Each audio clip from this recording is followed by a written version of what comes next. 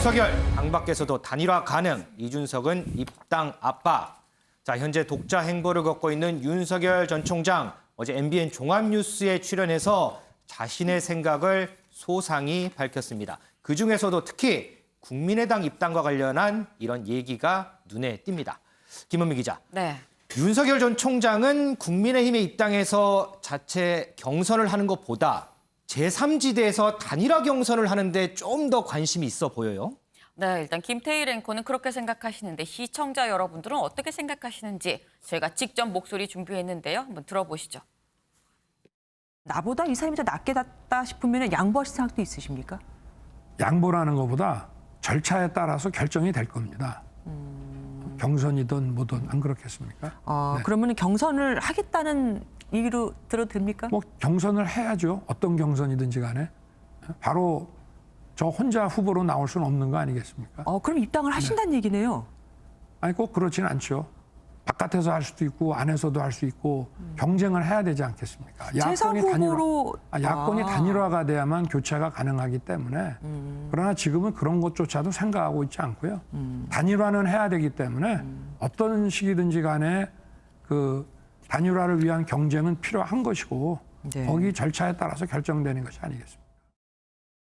네, 지금 윤석열 전 검찰총장 경선을 치를 거다. 하지만 꼭 이게 입당한다는 건 아니다라고 얘기를 합니다. 네. 그러면서 야권이 단일화를 해야만 정권을 교체할 수 있기 때문에 어떻게든 경쟁을 할 거고 이 경쟁은 당 안에서도 또 당 밖에서도 할 수 있다고 얘기를 했는데 이 야권 단일화를 하려면 두 가지 방법이 있죠. 하나는 국민의힘 내부로 들어가서 이제 당내 경선을 하든 아니면 막판까지 버티다가 이제 김종인 전 비대위원장이 얘기한 것처럼 한 11월쯤 국민의힘 내부에서 경선을 통해서 뽑힌 후보랑 둘이서 다시 한번 단일화를 하는 방법이 있습니다. 이게 이전에 이제 안철수 대표하고 오세훈 서울시장하고 했던 그런 방식인 거죠? 그렇죠. 바로 그 방법이 있는 건데 이 두 가지 방법 중에서 지금 윤석열 전 검찰총장이 얘기를 하는 걸 보게 되면 일단은 후자라고 꼭 집어서 얘기한 건 아니지만 이 후자에 좀 더 마음이 기울어 있는 것 같다라는 느낌이 듭니다.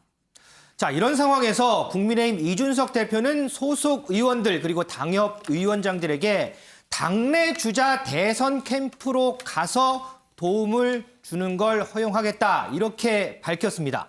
이동석 기자, 이 지점에서 당내 주자로 한정한 게 상당히 눈에 띄어요. 네, 맞습니다. 바로 윤석열 전 총장을 겨냥한 발언으로 해석될 수 있는데요. 이준석 대표 어제 최고위의 결정을 SNS에 전격 공개를 했습니다. 바로 당 국회의원을 비롯한 당협위원장은 자유롭게 당내 대선 주자의 선거 캠프에 들어가서 활동을 할 수 있다. 이런 목소리를 전한 건데요. 이준석 대표 바로 당내 주자를 도우라는 것에 이렇게 중점을 뒀습니다. 제3지대 주자가 아닌 국민의힘 소속 대권 주자를 도와야 한다는 건데요. 이 대표의 이런 행보를 놓고 현재 정치권에서는요. 윤석열 전 총장을 직접 겨냥했다. 이런 분석이 나오고 있습니다. 네. 실제로 이 대표는요. 어제 한 언론과의 인터뷰에서 국민의힘 대선 경선은 최재형 전 원장까지 합류해 비빔밥이 거의 다 완성이 됐다. 비빔밥이요. 이준석 대표가 누차 얘기했죠, 비빔밥. 맞습니다. 지금은 당근 정도가 빠져 있는 상태라고 전했는데요. 당근까지만 합류하면 비빔밥이 완성체가 된다는 걸 강조한 겁니다. 그러니까 윤석열 전 총장을 당근에 비유한 것으로 보이는데요. 이 대표는 결국에는 한 곳에 모여 야권 빅텐트를 만들 것임을 강조하기도 했습니다. 윤기호 의원님, 이준석 대표가 이 당내 주자들을 이제 비빔밥에 자주 비유를 해요. 그러면서 지금 당근이 빠진 상태에서 비빔밥이 얼추 다 돼가고 있다고 합니다.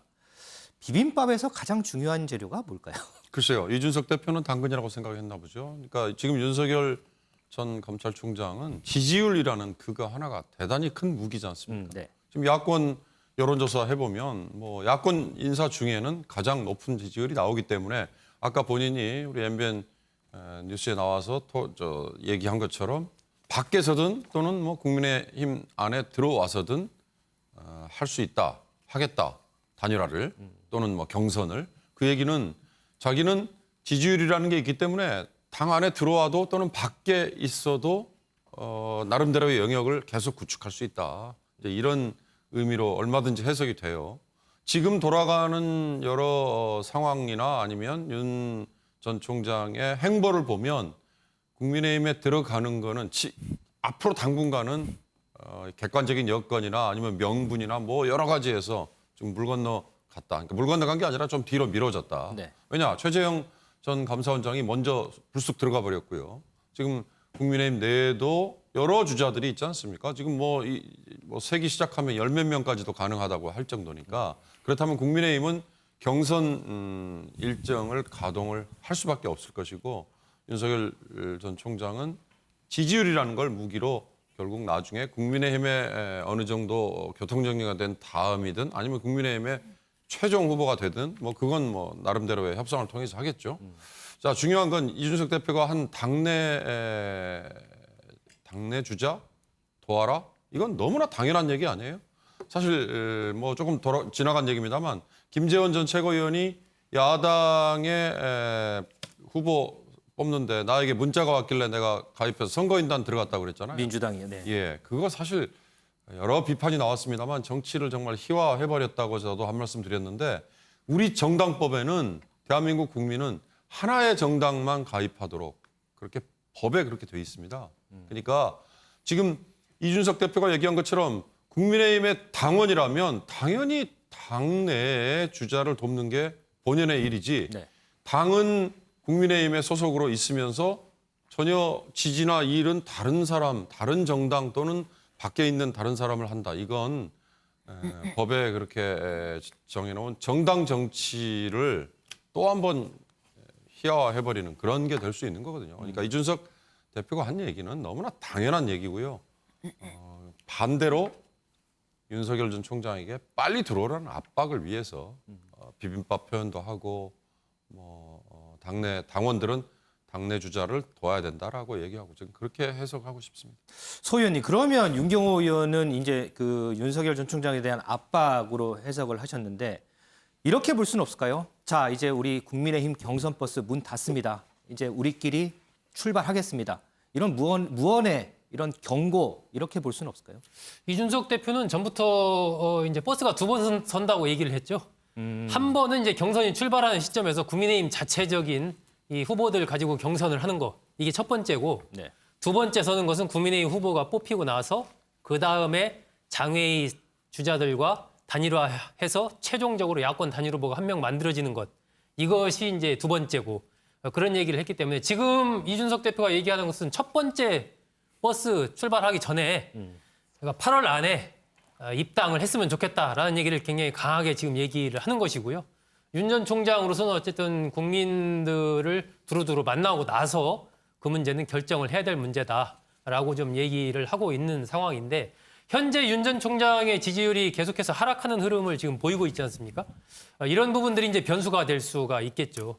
윤 전 총장으로서는 이런 흐름이 계속 이어진다면 결국은 이제 선택의 어떤 기로에 서게 될 텐데 국민의힘에 입당을 하는가 아니면은 지금처럼 장외에서 계속해서 활동을 하려면 정말 캠프 자체를 이런 전문적인 역량이 있는 선수들로 세팅을 다시 해야 되는 겁니다. 지금 같은 캠프의 역량을 가지고 장외에서 앞으로 몇 달을 계속 버텨간다는 건 제가 보기에는 쉽지 않을 것 같거든요.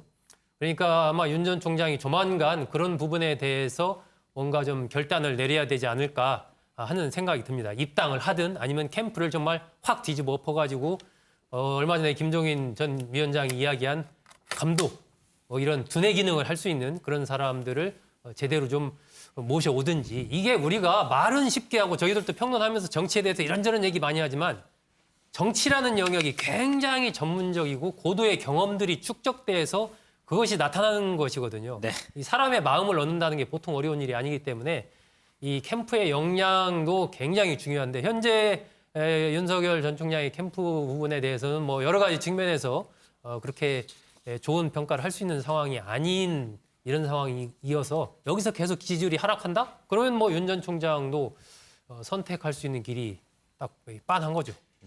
그런 상황이 올 수도 있습니다. 이동석 기자, 지금 우리 평론 그 해설위원들은 모두 이준석 대표가 다시 한번 윤석열 전 총장에게 입당을 할 것을 압박하는 거다 이렇게 이제 논평을 해주셨어요. 실제로 당내 인사들 중에서도 얼른 들어와라 이렇게 압박하는 목소리 상당히 높죠.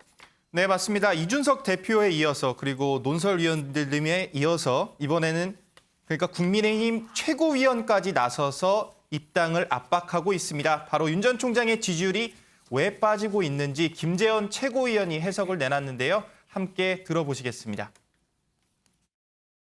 얼마 전까지만 해도 윤석열 총장은 저 제3지대에서 활동을 하는 것이 맞다고 생각을 했었는데 이제는 입당을 해서 우리 당 소속으로 활동을 하는 것이 맞다고 생각하고요. 입당하지 않기 때문에 지지율을 빠진다고 저는 생각을 하고요. 또 하나는 정치 세력이라는 것이 결국 이제 양강 구도로 점점 이제 정리가 되고 있는데 어느 진영에 속하지 않고 있기 때문에 본인의 그 정치 활동 자체도 약간 모호해지고 있거든요. 최재형 감사원장은 현재 좀 그 여백이 많은 분이거든요. 이 여백을 좀 채우는 그 내용에 따라서 또 이제 보수 진영에서 저분은 믿을만하다라고 생각하고 지지 그 보수 진영 전체가 차기 대권 주자로 인정하는 순간 지지율은 크게 오르죠. 그럼 뭐 당내에 지금 현재 오갈 데 없는 지지층이 또 많기 때문에 그분들도 옮겨갈 수 있고요. 네, 윤석열 전 총장의 행보에 대해서 모호한 행보를 보이고 있다 이렇게 평가절하를 했습니다. 김 최고위원은요, 바로 입당하지 않았기 때문에 정치적 목표를 위해서라도 국민의힘에 반드시 입당해야 된다는 조언을 전하기도 했는데요. 그러면서 최재형 전 원장을 보수 진영 지지자들이 인정하는 순간 지지율이 크게 오를 것이다. 윤 전 총장의 지지율이 최재형 전 원장의 지지율로 옮겨갈 수 있다는 분석을 내놨습니다. 지금 있는 윤석열 전 총장의 지지율, 오갈 데 없는 지지층이 많기 때문에 최재형 전 감사원장으로 옮겨갈 수 있다. 김재원 최고위원의 말이었습니다. 자, 윤석열 전 총장 지난 토요일이죠. 재헌절에는 광주를 찾아서 5.18 민주묘지를 찾았습니다. 그런데 이걸 두고 여권에서는 비판이 여지껏 계속되고 있습니다. 윤지용 기자와 백브리핑에서 알아보도록 하겠습니다.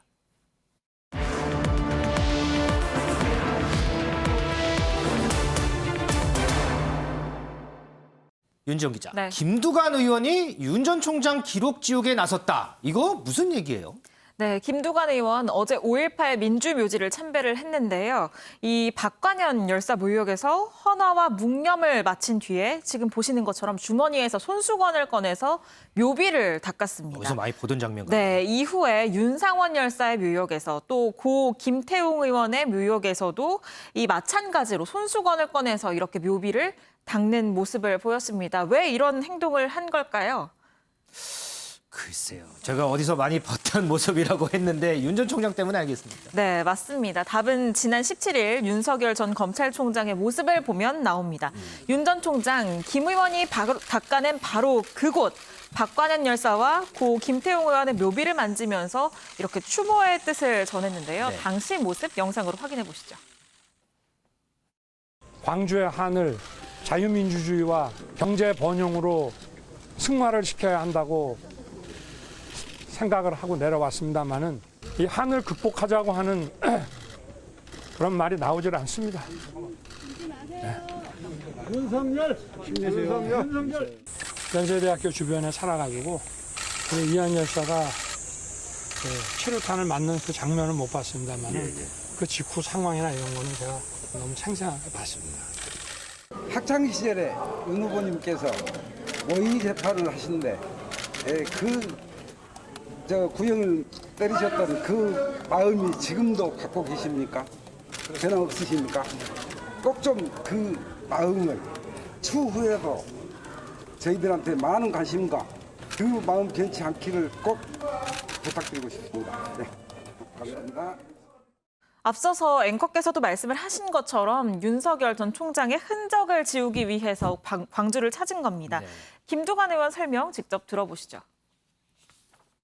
너무 쇼를 하는 것 같아서 그 점이 용납이 안 돼서 제가 윤석열 총장이 더럽힌 비석을 내가 닦아내야 되겠다.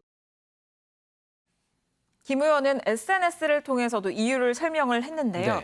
네. 보시는 것처럼 윤석열이 속했던 조직에서 광주 시민을 폭도, 빨갱이로 몰았던 전적이 있다라고 적었는데 이 윤석열이 속했던 조직이라는 것 검찰을 말합니다. 그러니까 윤 전 총장에게는 5.18 민주묘지를 참배할 자격이 없다는 거죠. 그런데 보니까요, 이 여권에서는 이 윤 전 총장의 광주행, 특히나 이 5.18 관련 행보에 대해서 상당히 민감한 것 같아요. 네, 맞습니다. 이렇게 비난의 목소리를 내는 게 김두관 의원에만 한정된 건 아닌데요. 이 정청래 의원의 경우에는 이 선거 때만 되면 광주를 찾아서 쇼를 하는 정치인에게 분노한다라면서 이 비석 만지면서 슬픈 척하지 말아라, 더 어색하다라고 쏘아붙였고요. 또 김의겸 열린민주당 의원은 윤 전 총장이 가짜 무용담을 내세우고 있다고 공격하기도 했습니다. 가짜 무용담이요? 이건 무슨 얘기죠? 네, 뭐가 가짜라는 건지 좀 가지고 와봤습니다. 윤 전 총장의 법대 동기들이 펴낸 책이죠. 구수한 윤석열에요. 네네. 이런 내용이 들어 있습니다.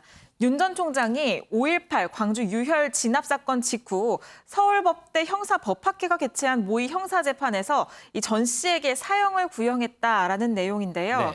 네. 그러니까 1980년 5월에 열린 항내 모의 재판에서 이 전두환 씨에게 사형을 구형하고 한동안 강원도로 피신을 한 것으로 알려지기도 했었죠. 네. 그런데 이 모의 재판이 있었던 게 5.18 직후가 아니라 5.18 이전인 5월 8일이었다는 겁니다. 그리고 또 구형을 한 것도 사형이 아니라 무기징역을 구형했다는 건데요. 그러면서 김의겸 의원은 이건 가짜뉴스에 가깝다. 그가 정의의 사도라는 평판을 얻게 된 건 잘못된 사실관계에 기초한 것이라고 꼬집었습니다. 다만 윤 전 총장은 한 언론과의 인터뷰에서 직접 이 1980년 5월 8일 서울대 모의 재판에서 전두환에게 무기징역을 구형했었다라고 이 사실관계에 맞는 얘기를 하기도 했습니다.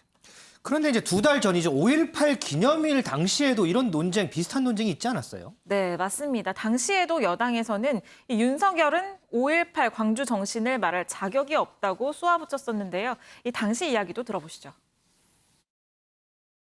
뭐 비난까지는 하고 싶지 않지만 친일파가 태극기 등격 아니겠습니까? 유체이탈 화법이라고 보고요. 지금까지 검찰이 보여줬던 반인권적, 반개혁적인 모습과 5.18은 너무나 맞지 않다. 그렇게 보여지고요. 충분히 윤석열 전 총장도 5.18의 정신을 잘 새기는 마음으로 메시지를 낼 수는 있다고 봅니다. 다만 본인이 말씀하시기에는 참 너무나 어울리지 않는다 이렇게 말씀드리고 싶습니다. 친일파가 태극기를 들었다는 표현은 좀 과하지 않습니까? 아니 뭐 그런 격 같은 격이다 이렇게 말씀드리고 싶어요. 알겠습니다. 네, 일각에서는 여당의 이런 반응이 너무 지나치다라는 평가도 나옵니다. 이 정치 시사평론가 유찬선 씨의 경우에는요, 이 여당을 향해서 5.18을 자신들의 전유물로 독점하려는 모습에서 이 오만과 배타로 가득한 심성을 잃게 된다라고 비판을 하기도 했습니다. 그렇습니다. 이 5.18 정신이 특정 인사, 특정 진영이 아닌 우리 국민 모두가 계승해야 할 가치임은 분명해 보인다. 이런 말이 다시 한번 생각이 납니다. 윤 기자 잘 들었습니다. 자, 윤석열 전 총장 어제 MBN 종합뉴스에 출연해서 했던 인터뷰 부분 하나만 더 짚어보고 가겠습니다. 김원미 기자, 어제 출연해서요. 경쟁자들에 대한 평가를 내놨어요. 이게 상당히 좀 흥미로워요. 네, 맞습니다. 그래서 그 목소리도 직접 준비를 했는데요. 같이 들어보고 오시죠.